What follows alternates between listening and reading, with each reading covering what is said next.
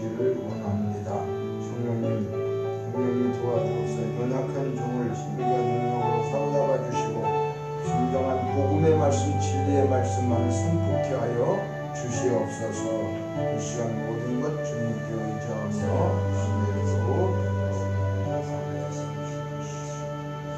오늘 우리에게 주시는 하나님의 말씀은 데살로니가 전서 5장 18절 한 절 말씀을 함께 봉독하실 때에 성령의 음성을 직접 들으시기를 축원합니다.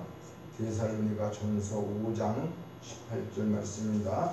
범사에 감사하라. 이것이 그리스도 예수 안에서 너희를 향하신 하나님의 뜻이니라. 말씀을 같이 할 때는 정독을 잘 하시기를 바랍니다. 오늘 주시는 말씀이에요. 범사에 감사하라. 이것이 그리스도 예수 안에서 너희를 향하신 하나님의 뜻이니라. 우리가 지난주일까지는 16절 17절에 있는 말씀 두 절을 가지고 쉬지 말고 기도하라, 항상 기뻐하라, 이런 말씀을 전했는데 오늘도 지금 18절의 말씀은 범사에 감사하라는 거죠. 그러니까 여기도 범사라는 건 매사, 그렇죠? 이것도 항상 감사라는 내용과 같은 말씀입니다. 그러니까 이 말씀도 또 어떻게 해요? 의문점을 갖게 하잖아요. 어떻게 항상 감사할 수가 있을까? 쉬지 않고 기도할 수 있을까? 항상 기뻐할 수 있을까? 항상 감사할 수 있을까?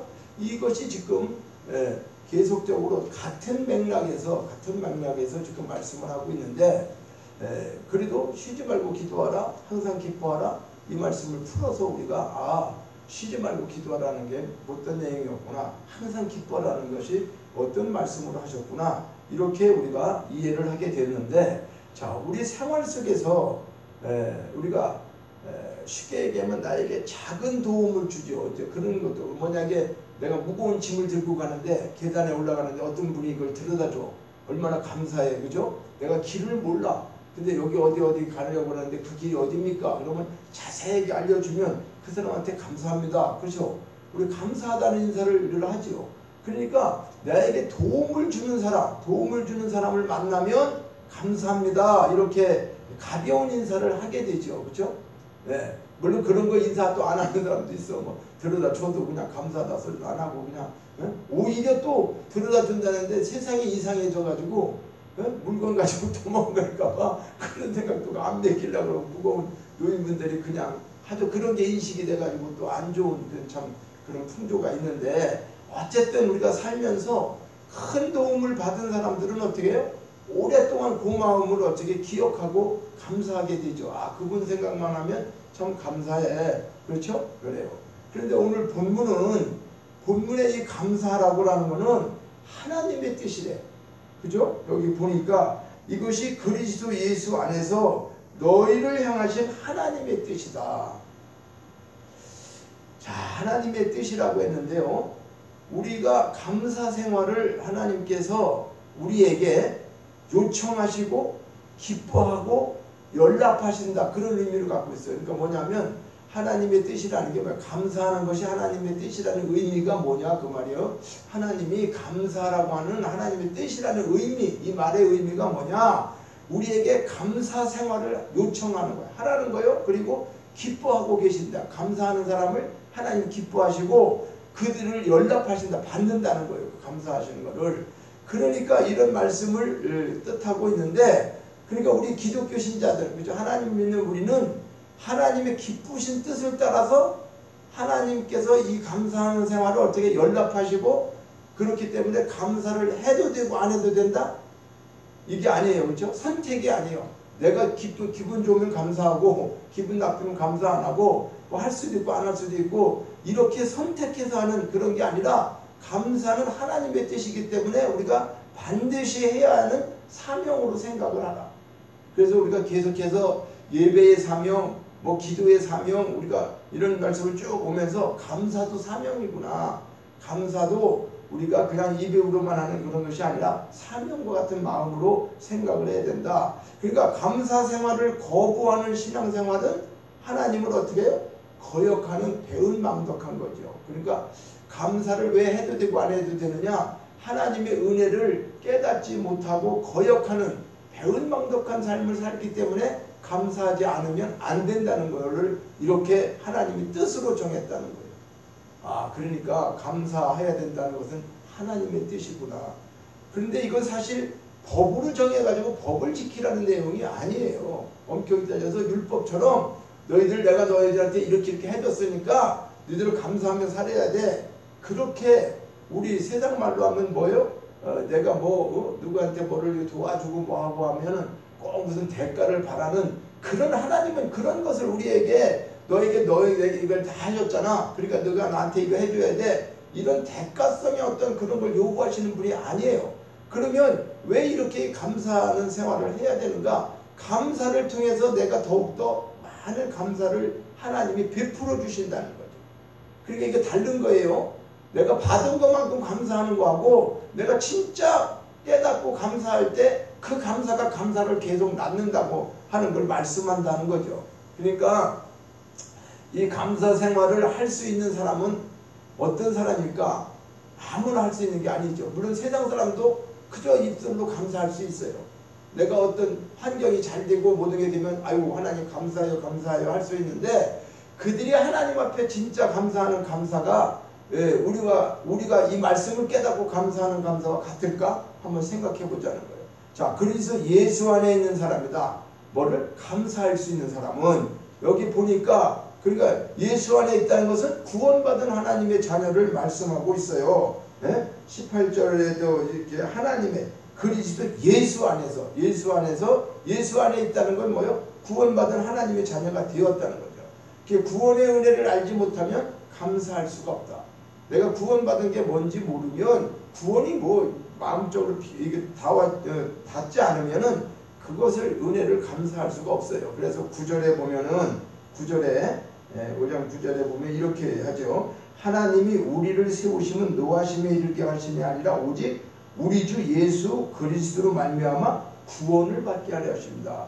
하나님이 오직 우리 주 예수 그리스도로 말미암아 구원을 얻게 하신 거 이것은 뭐예요? 영벌에서 그렇죠? 영벌이 뭐예요? 지옥이죠. 우리 영원한 지옥에서 죽지도 않는 곳이에요. 그러니까 죽어서 끝나는 게 아니라 영원한 지옥에서 영생의 천국으로 우리를 구원해 주시고 그 은혜 이 사실이 믿어진다고 하면 어찌 감사하지 않을 수 있겠냐 그 말이에요. 이 세상에서 우리를 어려울 때에 생명의 은인보다 감사한 게 없지요. 그렇죠? 자기를 살려준 사람보다 더 감사한 일이 없어. 만약에 어려움 속에서 정말 죽을 위기에 처해 있는데 구사일생으로 어떤 사람의 도움을 받아서 나를 살려줬다. 그러면 그 사람을 생명의 은인이라고 그러잖아요. 그렇죠? 우리가 간이식을 받거나 그런 경우도 그렇게 느끼게 하죠. 그런데 이거는 순간적인 생명을 살려주신 게 아니라 이건 영원한 생명을 살려주신 거예요.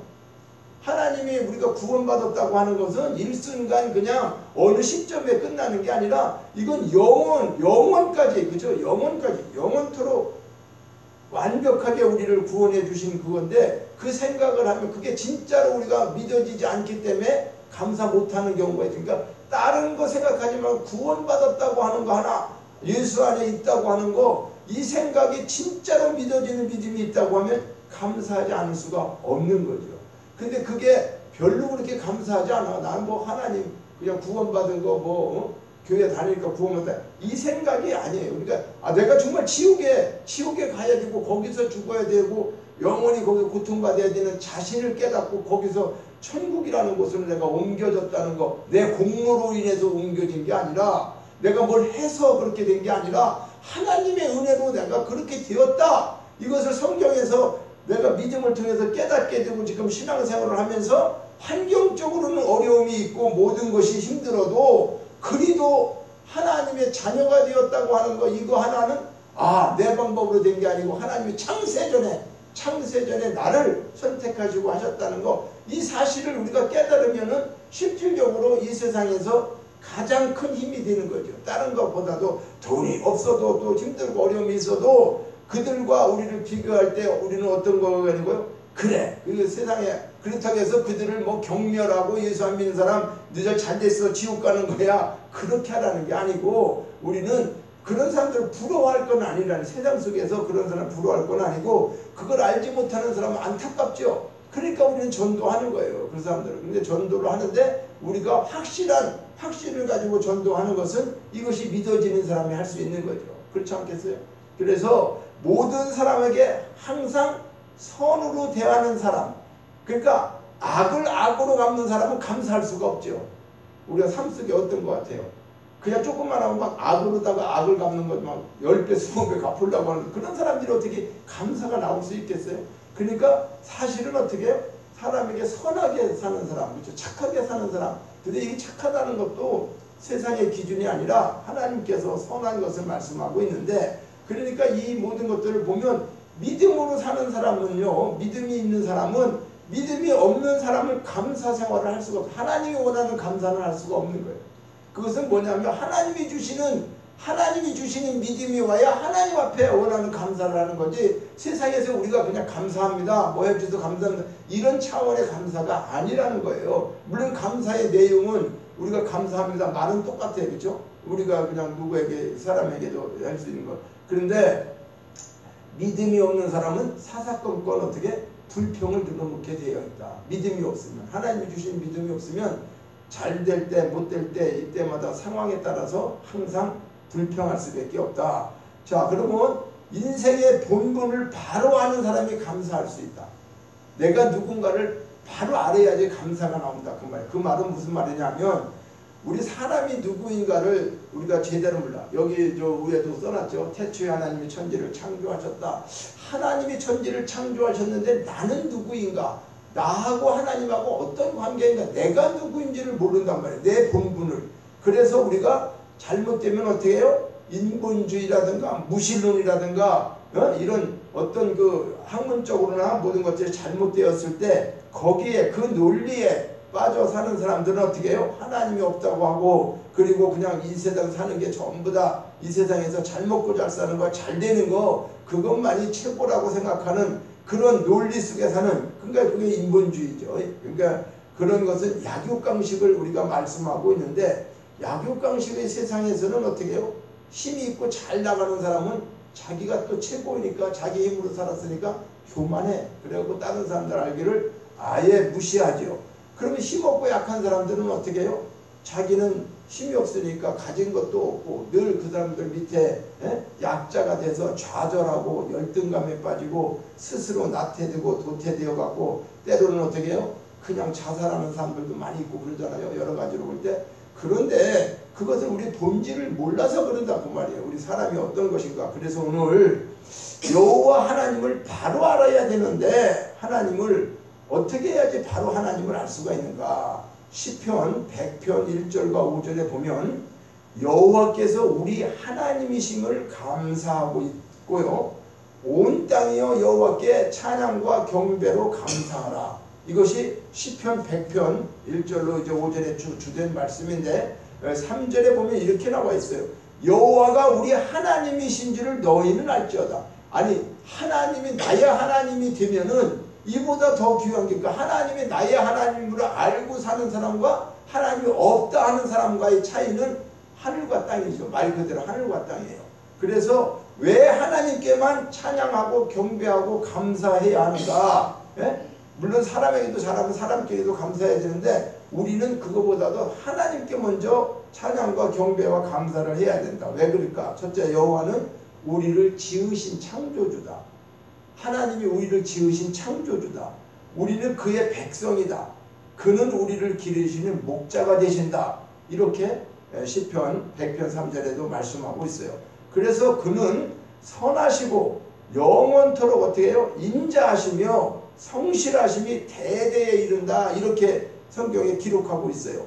그러니까 감사함으로 그의 문에 들어가고 찬송함으로 그의 궁정에 들어가서 그에게 감사하며 그 이름을 송축할지어다. 이렇게 시편 100편에 말씀하고 있는데, 이 말씀은 뭐예요? 그의 문은 뭘 얘기하죠? 천국의 문을 얘기하죠.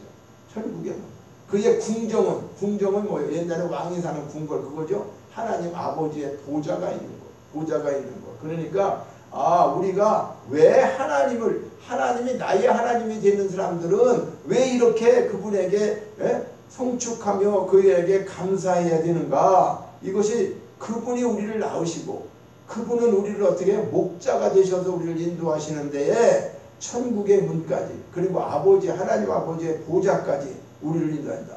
그러니까 이 말씀을 믿는다고 한다면 우리는 이 땅에서 어떻게 되죠? 힘들고 어려운 일이 아무리 많이 있다 하더라도 우리는 범사에 항상 감사하지 않을 수가 없다.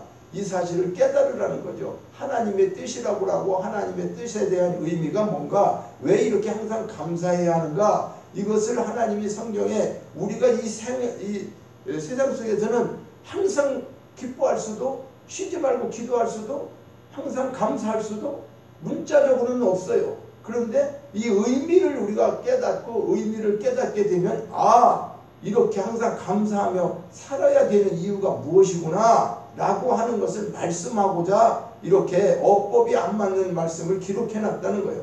그러니까 범사에 항상 감사해야 하는 이유가, 성경은 어떻게 해요? 여호와 하나님의 성우, 이름, 그렇죠? 그분의 이름을 감사함으로 성소에 들어가서 찬양하라고 했어요. 찾아보자. 그러면 찬송의 입술은 감사의 열매를 맺게 된다. 우리가 그냥 부르는 노래가 아니에요. 세상적인 그런 노래가 아니라 찬송을 부르는 자는 진정으로 찬송을 부르면 그 찬송이 어떻게 해요? 감사의 열매가 된다는 거예요. 찬송을 통해서 감사의 열매가 맺어진다. 그러면 왜 우리가 하나님께만 찬양하고 경배하고 감사해야 하는가? 이것을 우리가 생각해 볼 때에 우리는 이 땅에서 출세하고 또 부귀영화를 누리고 모든 환경이 잘 풀리고 좋으면 그냥 감사할 수가 있어요. 그렇지 않겠어요? 아니, 아무런 걱정이 없고 모든 일이 잘 되기만 하면 그냥 감사하며 살 수 있어요. 그런데 그렇게 되냐고. 세상 모든 일이 고통과 근심과 걱정이 없어요? 네, 우리에게는 파도처럼 밀려온다고 그랬죠. 적은 파도가 됐던 큰 파도가 됐던 걱정 근심 없는 사람이 아무도 없기 때문에 우리는 이 세상 속에서 환경에 따라서 감사한다는 것은 있을 수가 없어요. 그냥 변하는 거예요. 그거는 감사가 제대로 된 감사가 아니라는 거죠. 그러니까 어떤 때는 불평하고 어떤 때는 감사하고 이것이 계속 들킨다. 그래서 감사와 찬양으로 영광을 돌린다고 하는 것은 우리가 성경에서 다윗이 내가 왕이 되어서, 자기는 왕이 되었기 때문에 하나님 앞에 감사한 게 아니에요. 다윗이 시편 139편 13절과 18절에 보면은 거기에 쭉 나오면서 인간의 존재 배경, 그러니까 우리가 어떻게 태어나고 이 땅에 왔다는 것, 하나님 앞에 자기가 태어난 거에 대한 것, 자기가 출생한 거에 대한 것을 이렇게 창조하신 하나님, 그 창조주 하나님께 다른 자기가 출세하고 높아져서가 아니라 창조했다는 것, 나를 창조해서 이 땅에 보내셨다는 것을 다윗이 말씀으로 기록하고 있는 것이 시편 139편인데요. 13절부터 한번 좀 보면은 이렇게 나갑니다. 139편 14절에 내가 주께 감사하는 것은 나를 지으시니 신묘막측하심이라.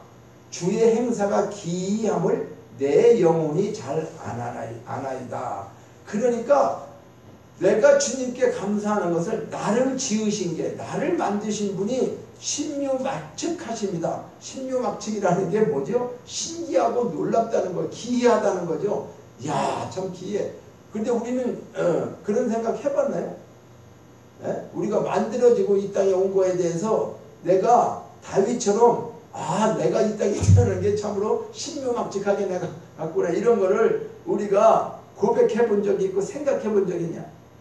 그냥 아무렇게나 만들어진 자라고 생각하나요?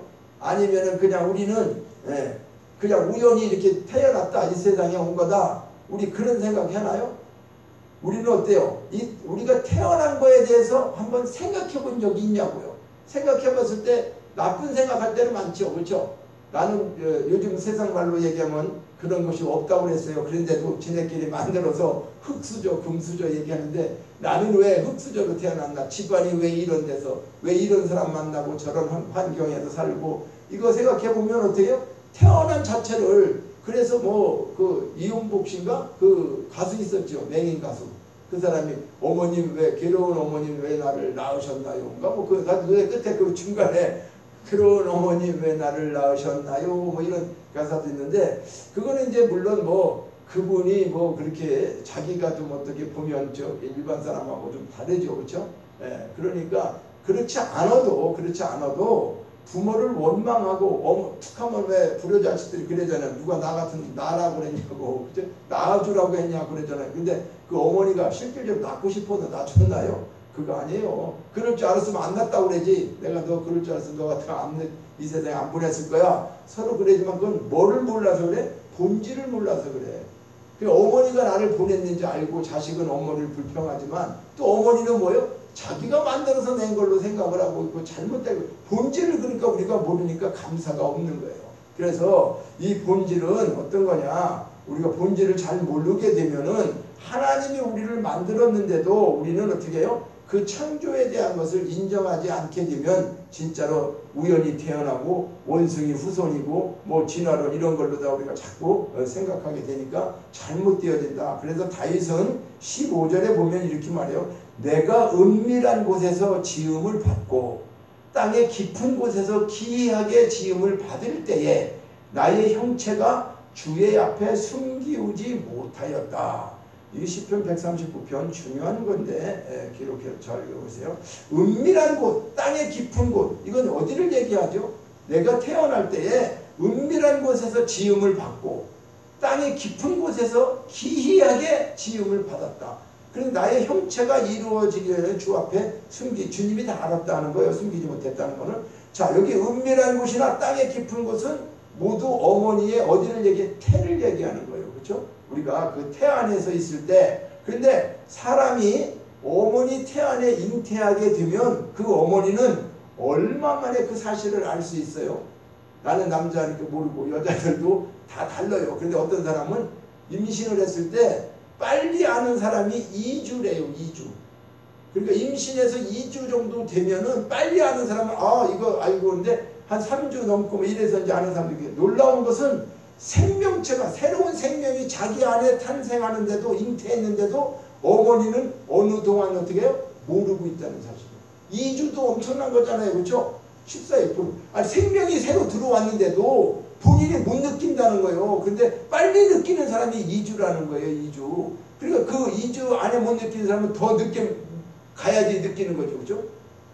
어떤 사람은 심지어 한 4개월 돼서 이제 배가 부르면 배가 부른가 하고 갈 수도 있겠지. 그러니까 어쨌든 그렇게 놀라운 생명체를 자신 속에 잉태했는데도 어머니는 한동안 모를 수 있다는 거예요. 그런데 그 생명체를 누가 주목하고 계신다? 하나님이라는 거예요. 하나님은 그 생명체를 전부 다 보시고 주목하고 계신다는 거. 이걸 다윗이 깨달은 거예요. 자기 지음 받은 것이 세상에 이럴 수가 있는가. 이것을 깨닫고 자기가, 그러니까 우리가 보통 세상에서 가장 큰 사랑이 어머니 사랑이라고 하잖아요. 그렇죠? 근데 사실 어머니 사랑보다 더 큰 사랑이 바로 하나님의 사랑이라는 거예요. 왜 그럴까요? 말씀에 그렇게 말씀하고 있단 말이에요. 자, 우리가 만들어질 때 그렇게 됐다고 그랬죠. 부모도 모르는데 어머니도 모르는데 하나님은 보시고 있다고 그랬어요. 근데 그걸 뿐이 아니라 그거를 말씀으로 증거하는 것이 이사야 49장 15절과 16절에 보면 이렇게 있어요. 여인이 어찌 그 젖 먹는 자식을 잊겠으며 자기 태어난 아들을 긍휼히 여기지 않겠느냐. 그들은 혹시 잊을지라도 나는 너를 잊지 않을 것이라. 내가 너를 내 손바닥에 새겼고 너의 손뼉이 항상 내 앞에 있나니. 자, 어머니의 사랑은 큰 사랑이에요. 그러나 자기 일에 몰두하다 보면, 아니 어머니도 사람인데 자기가 다른 일을 바쁘게 일을 하고 또 잠을 곤히 자다 보면은 어떻게 해요? 아니 애를 잊을 때가 있죠. 그렇죠? 애가 그 옆에서 자면 맨날 쳐다보고 있어요. 그냥 순간 잊을 수 있잖아요. 물론 잊었다 그래갖고 기억 속에서 지워졌다는 게 아니라 어떤 순간에 내가 다른 일을 뭘 하고 있으면은 애가 울어도 모를 수도 있잖아요. 밑에. 그렇죠? 그러니까 잠을 자기가 들거나. 그러니까 하나님은 결코 우리를 한순간도 잊지 않으신다는 거예요. 왜요? 손바닥에 새겼다는 거예요. 손바닥에 새겨 잊을 수가 없다는 거예요. 자, 우리는 그분의 모든 것이라는 거예요. 우리가 그러니까 얼마나 귀한가를 깨달아야 되는 거예요. 우리 사람으로 태어난 것이 하나님은 결코 우리를 한순간도 잊지 않고 우리는 그분의 모든 것이 되었기 때문에 가장 큰 사랑이 하나님의 사랑이라고 하는 거예요. 부모의 사랑도 크지만 부모의 사랑도 사람은 잊을 수가 있다는 거잖아요. 근데 나는 잊지 않는다는 거예요. 이것을 우리가 말씀할 때에 큰 사랑이 하나님의 사랑이다. 더 중요한 핵심은 다윗은 16절에 내 형질이 이루어지기 전에 주의 눈이 나를 보셨고 나를 위하여 정한 날이 하루도 되기 전에 주의 책에 다 기록되었다. 자, 우리가요, 만약에 어떤 물건을 만들려고 하면은, 그쵸?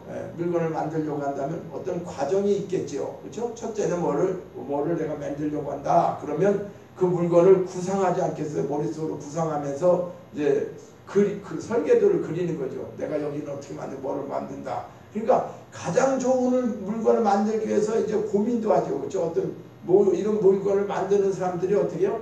다 정말 발명한다고 하지만은 이 세상에는 발명하는 사람은 없어요.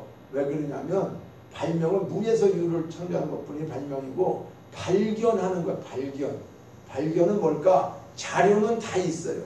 재료가 다 있는데 그거를 먼저 발견한 사람이 그거를 잘 만들어서 사용하게 했어요. 그러니까 그거를 발명했다. 남이 모를 때 내가 이걸 발명했어. 그런데 그건 발명이 아니라 발견한 거죠. 왜? 하나님이 모든 재료를 다 만들어 놓은 거예요. 그러니까 이 속에서 우리에게 새로운 것을 발견하게 하시면은 그 발견을 제일 먼저 하는 사람이 많은 혜택을 누리잖아요. 그죠? 우리가 전기를 발명했다 했다는데 그거를 만드는 과정을 모든 것들은 다 어떻게 자료는 하나님이 주셨다는 거죠. 자기가 어디서 가져와서 한 게 아니잖아요. 에디슨이 뭘 가져와서 했어요? 있는 자체에서 한 거잖아요. 그러니까 모든 게 다 그런 거예요. 그러니까 하나님만이 발명을 하시는 것이지 인간이 발명했다는 말은 안 맞는 거예요. 발견했다는 것이 사실은 맞는 거다 그 말이에요. 그러니까 뭘 할 적에 설계도를 하고 구상을 하지 않겠느냐. 그리고 좋은 물건을 만들기 위해서 고민도 할 것이다 그 말이에요. 근데 자신이 사랑하는 물건을 모든 사람에게 존귀하게 여길 수 있는 물건을 만들려고 하지 않겠느냐 그래요. 그래서 물론 나쁜 걸 또 발견하는 사람들도 있어요. 사람에게 안 좋은, 그렇죠? 정말 치매적인 거, 아주 안 좋은 그런 마약이라든가 이런 것도 또 그냥 나쁘게 만들어 가지고 말이지 사람들을 현혹시키는 그런 부분도 있는데 어쨌든 우리가 가장 중요한 것을 만들려고 할 때에 그것을 머릿속에 구상하고 스케치를 하고 그 다음에 때가 되면 만들게 되지 않겠느냐. 근데 다윗은 바로 이런 것을 지금 말씀하고 있는 거예요. 하나님이 나 하나를 만드는데 사람을 만드는데 이와 같은 일을 하셨구나. 자기가 지금 훌륭하게 되고 그래서 감사한 게 아니고 이 자체만을 가지고 지금 시편 100편과 또 139편에 이와 같은 것을 기록하고 있다는 사실을 우리는 기억해야 되죠. 그래서 하나님께서 창세 전에 저와 여러분들을 선택하시고 때가 되어서 어머니 태 안에 잉태하게 하고 이 세상에 보내신 거라는 거. 그거 억지로 강제해서 보낸 게 아니란 말이에요. 그러니까 하나님께서 이와 같은 과정을 통해서 우리를 이 땅에 보내셨다고 하는 사실을 성경은 에베소서 1장 4절로부터 5절에 이렇게 또 말씀하고 있어요. 자, 곧 창세 전에 그리스도 안에서 우리를 택하셨어요. 그리고 우리로 사랑 안에서 그 앞에 거룩하고 흠이 없게 하시려고 그의 기쁘신 뜻대로 우리를 예정하시고 예수 그리스도로 말미암아 자기의 아들들이 되게 하셨다. 에베소서 1장 11절에 보면 모든 일을 그 마음의 원대로 역사하시는 뜻을 따라서 우리가 예정을 입어 그 안에서 기업이 되었다. 자, 이 말씀은요, 하나님이 우리를 선택하실 때에 어떤 마음으로 선택하셨는지를 기록하고 있는 거예요. 내가 너를 선택했을 때, 내가 너를 이 땅에 보내고 내가 너를 만들었을 때 어떤 마음으로 했느냐? 자, 사랑 안에서 우리를 했다. 사랑 안에서. 또 기뻐하심으로 또 억지로 한 게 아니라 스스로 자원해서 했다. 이렇게 에베소서를 통해서 우리에게 말씀하고 있어요. 그러니까 이렇게 선택되었기 때문에 인간은 어떻게 해요? 존귀한 존재라는 거예요. 우리가 왜 존귀한 존재예요? 하나님이 그렇게 우리를 가장 존귀한 분이 인간을 만드셨기 때문에 존귀한 자라는 거예요. 우리가 자, 무엇이 부족해서 불행한 것이 아니라 이것을 잘못 알고 가치관이 없어가지고 사람이 불행하게 사는 사람이 얼마나 많은지 몰라요. 내가 보석인데도 보석인지 모르기 때문에 그냥 그렇게 산다는 거죠. 그리고 신세 타령만 하고 있어요. 나가 어쩌고 뭐 상처 이런 자기 자신 자기가 보석이면 어떻게 돼요? 자기가 스스로 그 보석을 가꾸어야지 되지 않겠어요? 그러니까 우리는 이제부터 항상 어떤 거예요? 무엇이 부족해서 우리가 불행한 것이 아니다. 그리고 내가 이 잘못된 가치관, 내가 어떤 존재인지를 모르고 살았기 때문에 그것이 불행한 거예요. 그런데 그걸 진짜로 오늘 이 말씀을 통해서 깊이 우리가 어떤 존재인 것을 깨닫게 되면 우리는 어떻게 해요? 그거 하나만으로 그냥 감사할 수밖에 없다. 아니 아무것도 없어도 감사해야 돼요. 근데 이거를 깨달아야 되는데 이게 피부적으로 우리가 안 오잖아요. 그렇죠? 뭐가 있어야지 감사하고 상황이 좋아야 감사하고 우리는 그렇게 되어져 있단 말이에요. 그러니까 항상 기뻐하고 쉬지 말고 기도하며 범사에 감사해야 하는 것은 그리스도 예수 안에서 너희를 향하신 하나님의 뜻이다 그랬어요. 그러니까 우리를 지으시고 기르시고 그런 하나님께서 모든 그 염려를 너는 내게 맡겨라. 오늘도 여기 찬양한 것처럼 우리가 찬양에 우리가 말씀했죠. 그렇죠? 뭐 공중 나는 새, 뭐 들에 핀 백합 이런 걸 보면서 너 뭐 때문에 걱정하고 뭐 먹는 거 입는 거 뭐 때문에 그러냐 이 말씀으로 찬양이 이루어졌잖아요. 그렇죠? 그래서 그 찬양을 우리가 참 부를 때에 그 뜻을 생각해 보면 너무나 참 하나님께서는 말씀과 찬양과 이런 모든 것들이 우리가 어떻게 살아가면 기뻐하고 감사할 수 있는지를 다 말씀하고 있는데 우리가 그걸 외면하는 거죠. 우리가 그 불가능해 말도 안 돼. 그리고 그거 믿으려고 하지를 않고 마귀가 또 그렇게 해줘요. 그렇게 환경을 만들어가고 그런 생각을 자꾸 넣어주죠. 그러니까 우리가 그렇게 살기 때문에 실제로 감사하지 못한다는 거예요. 그래서 어떤 분들은 감사의 일기를 쓰라고 해요. 감사를 하루에 100가지를 써보라고. 100가지 쓰기가 쉽겠어요? 그런데 이제 자꾸 쓰다 보면 처음에 뭐 한 10가지 썼다. 그 다음에는 또 뭐 20가지 이렇게 해서 이제 100가지까지도 간다고 하는데 물론 하나부터 10가지 전부 다 이제 감사로 쓰면은 뭐 그래도 100가지를 쓴다고 하는 건 쉽지 않아요. 저도 써보지는 않았는데 감사하는 100가지를 써보라고 또 하더라고요. 그러니까 이와 같이 우리가 감사해야 된다는 것은 해도 되고 안 해도 되는 게 아니라 하나님께서 하나님의 뜻으로 정했다는 거예요. 뜻으로. 아니 하나님이 뜻으로 정했다는데 그걸 우리가 거부하면은 그거는 불순자가 되는 거죠. 그래서 여호와 하나님께 모든 염려를 우리가 맡기고 기쁨으로 그를 섬기고 끝없는 찬송과 감사로 어떻게 해요? 영광을 돌리며 우리는 살아가야 되는 존재라는 것 사실을 반드시 기억해야 합니다. 끝으로 남은 생의 모든 것을 우리가 남은 생의 모든 것을 하나님께 맡기고 감사의 삶을 살게 될 때에 하나님의 뜻대로 하나님의 뜻이니까 그렇게 살게 되면 온전한 감사를 누리게 되며 항상 기뻐하며 살게 된다는 거예요. 그러니까 그냥 감사라는 게 아니구나. 네가 기뻐하려고 하면 기뻐해서 기뻐하는 삶을 살으려고 하면 감사할 수 있다. 그래서 이것을 위해서 쉬지 말고 기도하고 또 어떻게 해요? 우리가 지금까지 지내온 모든 것들을 깨달을 때에 우리가 많은 것을 베풀어 주신 그 감사의 조건이 그렇죠? 하나님께 받은 게 너무 많은데 그런데 우리는 그 은혜를 감사하지 못하고 살 때가 많다.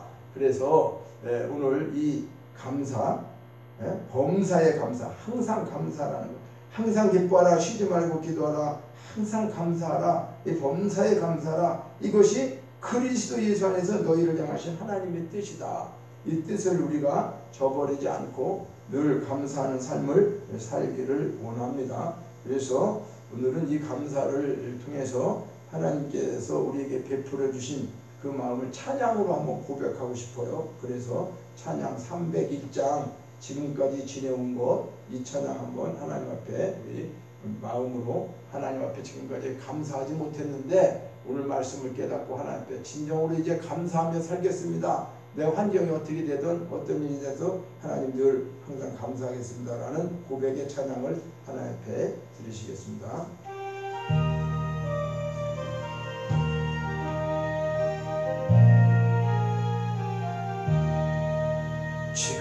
지금까지 지내온 것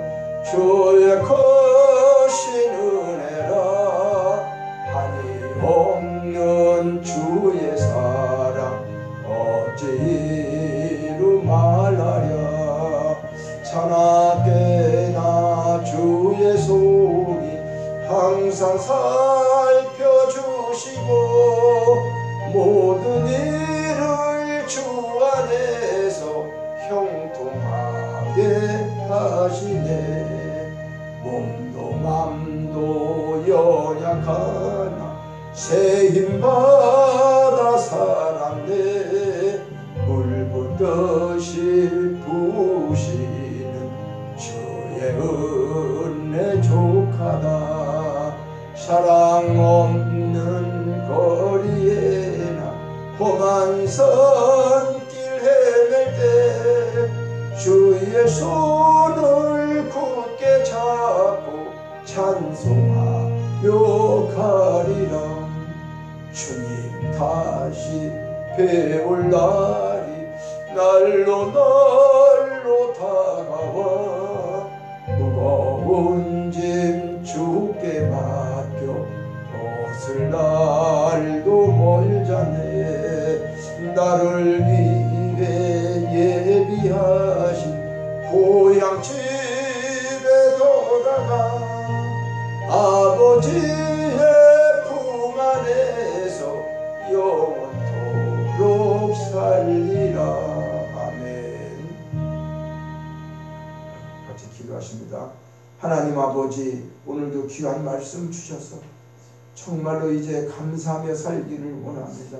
환경과 여건이 어떻게 변한다 할지라도 나의 남은 인생 하나님 앞에 모든 것을 맡기고 감사의 삶을 살면서 하나님의 뜻이라고 말씀하셨사오니 그 뜻대로 사는, 그래서 항상 기뻐하고 쉬지 말고 기도하는 우리의 삶이 되기를 소원합니다.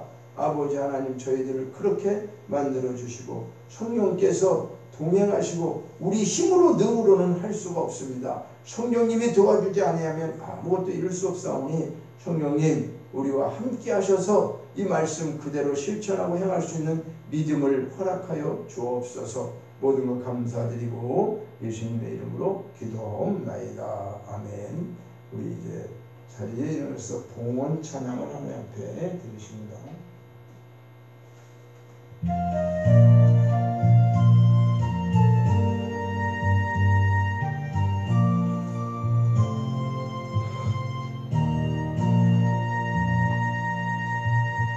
나의 하나님 받으소서. 주